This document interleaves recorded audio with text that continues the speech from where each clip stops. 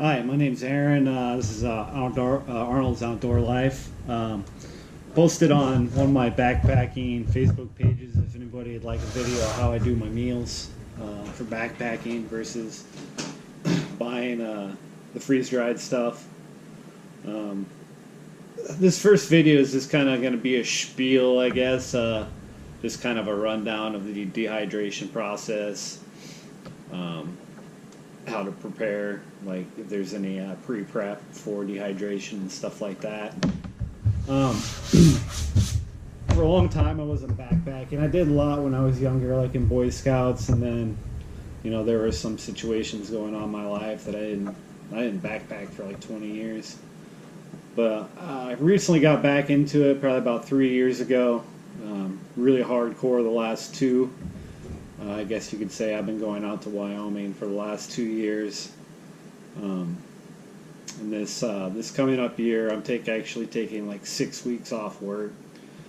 So far, I have about 170 miles planned on trail. So I usually don't start doing my meal prep until like May or June. I've got my garden and stuff that I can go from there, but I probably won't be getting too much gardening done this year.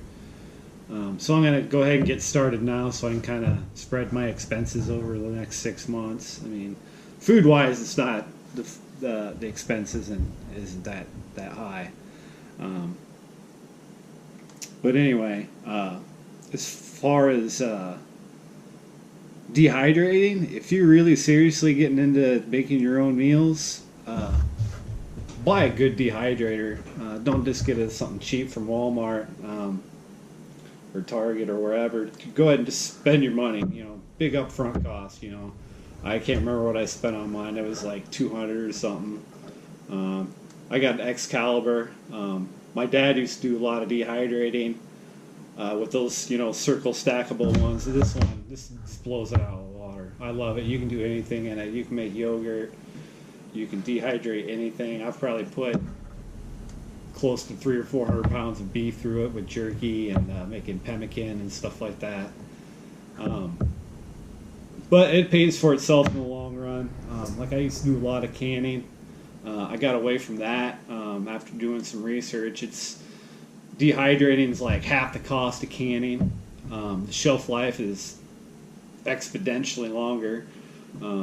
Like for instance, if you make canned green beans, I think your shelf life is like 4 or 5 years. You dehydrate it, it's going to be good for 20. So it's another good if you're into a lot of gardening and you do canning. You can save a lot of money with dehydration.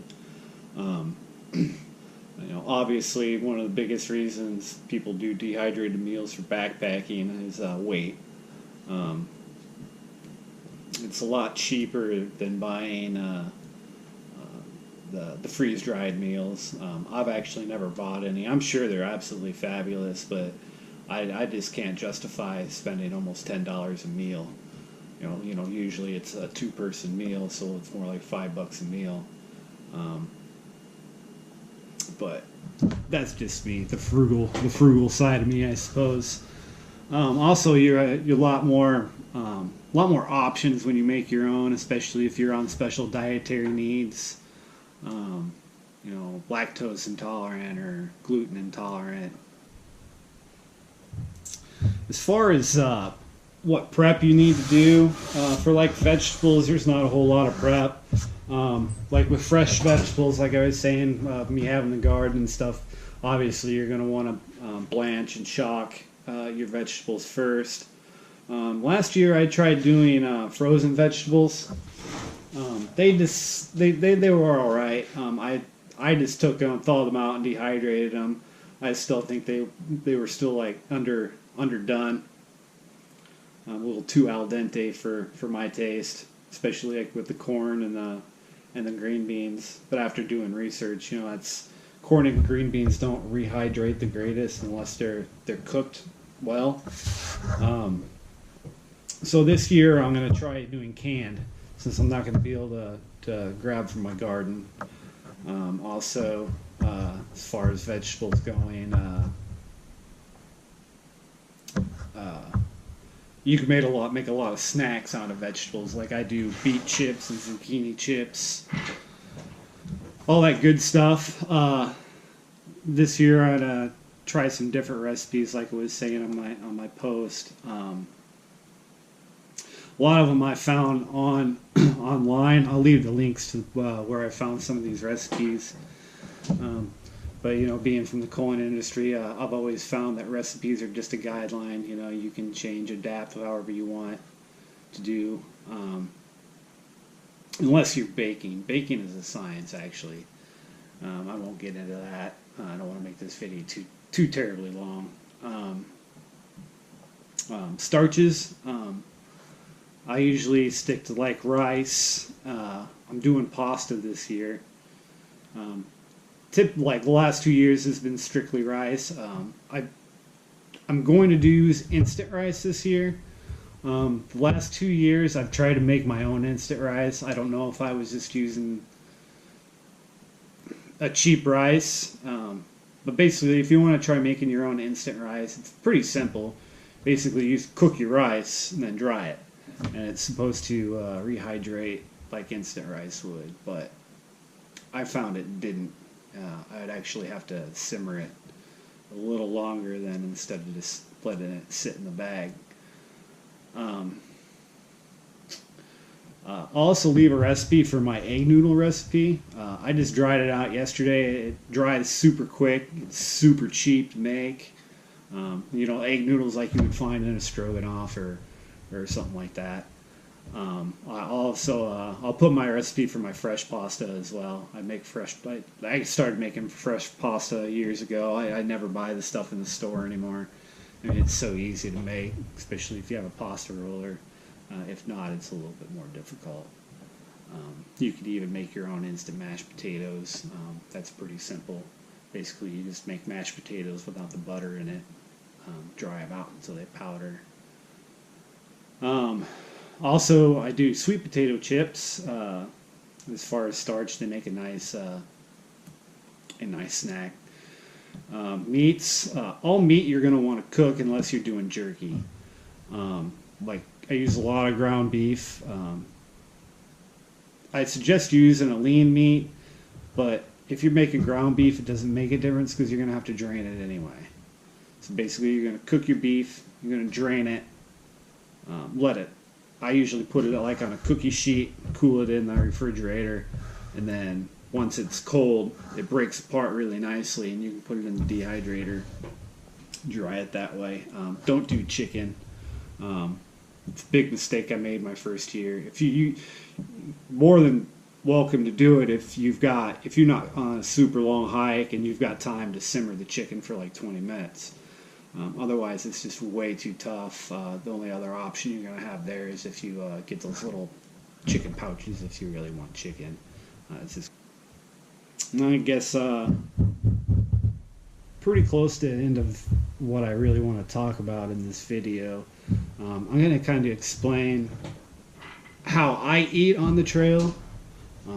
I usually only eat like one big meal a day normally. As a cook, I just kind of graze all day. So I kind of carry that over to the trail. I really don't have a breakfast. I really don't have a lunch. I snack all day. Like during the day, like right when I get up in the morning, I got to have my coffee. And then I bring dried fruit. I make my own granola.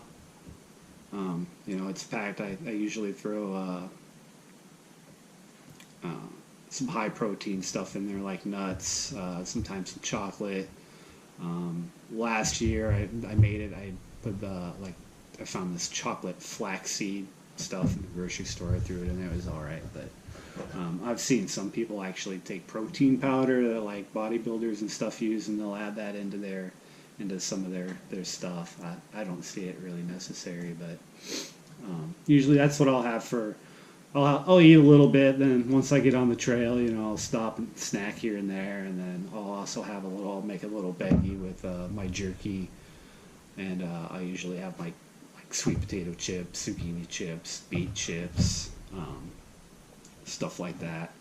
you know, just that high carb, high protein. You know, carbohydrates can be bad for you, like if you're not very active. But I try to go heavy on the carbohydrates when I'm backpacking, because you're burning that sugar off. You know, that's fuel. You know, and like with the oats, you know, the fresh oats, the old-fashioned oats, I should say. You know, they're full of energy. So, and then obviously I usually have one big meal at night, but usually with snacking all day, I've never ran out of being tired. Also, with the pemmican, not a lot of people like it. I mean, depends how you make it. The second batch I ever made, I ended up using a little more peanut butter. I mean, if you use peanut butter, that strikes into the longevity of the pemmican. You know, pemmican can last for years and years and years because it's just beef and fat, dried beef and fat and berries. You know, with peanuts, and if you're going to add nuts and stuff or peanut butter in it, you know, that'll go rancid after a while. But this year also I'm going to try doing like a date bar pemmican hybrid type thing. I do make energy bars as well out of dates and stuff like that. I forget what else I put in. It's been a while since I made them.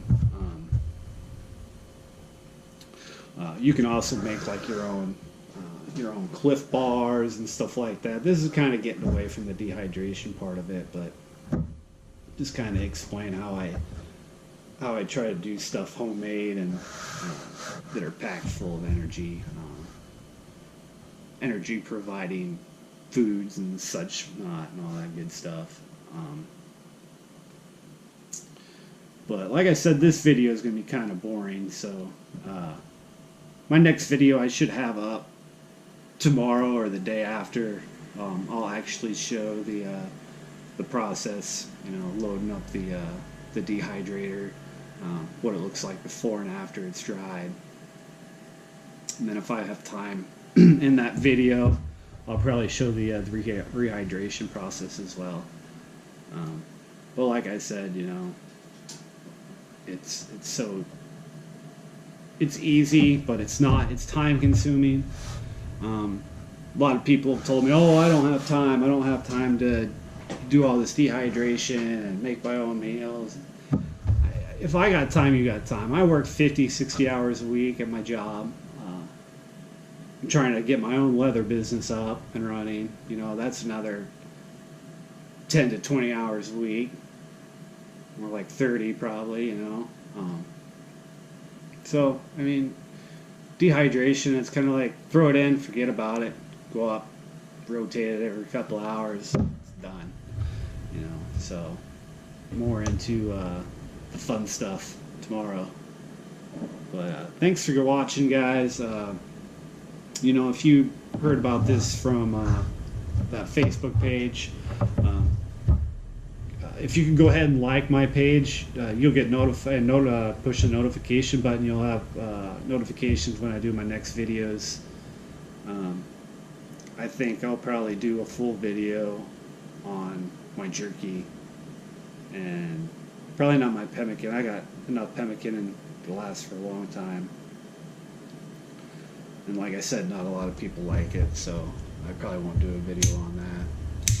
But I'll do a more in-depth video on definitely on my my energy date bars and my Cliff bars, and probably my granola as well. You know, you guys can save a lot of money doing a lot of this stuff at home. I don't know. I mean, I like doing it, and it saves money. So, you know, everybody's got their own reasons why they want to do it. 9 times out of 10, it's money. So, if you're tight on a budget, you know, definitely learn how to make your own meals.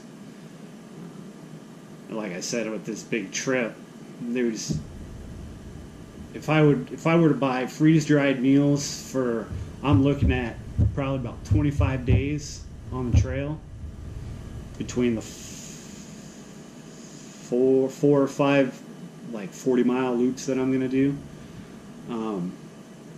It's a lot of money. You know, that's like $200 just in food.